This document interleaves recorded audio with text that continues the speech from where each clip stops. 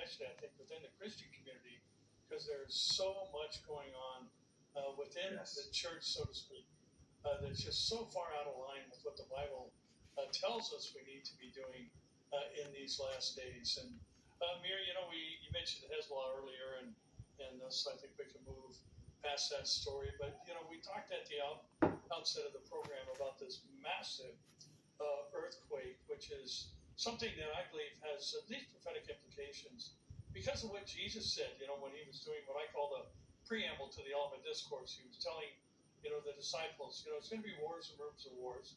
We can check that box. There's going to be famines. We're seeing that happening in the world, and pestilence, and we're seeing ethnic tensions. All those things are happening. And then he said, and there's going to be earthquakes in diverse places. And that word translated as earthquakes is seismos, and which obviously seismology comes from that in the English. But the word is not limited to geological events. The word can also be translated as a gale or a tempest.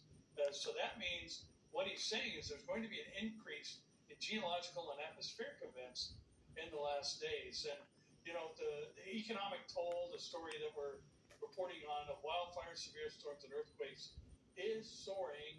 And weather in the first half of the year in the United States thus far has cost $93 billion in damage. That's an astronomical figure.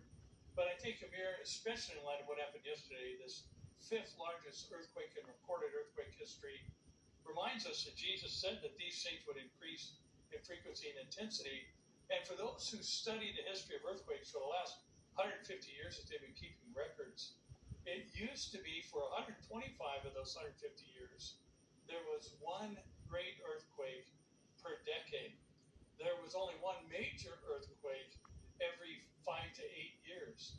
Now there are 18 major earthquakes at 7.5 to 7.9 every single year.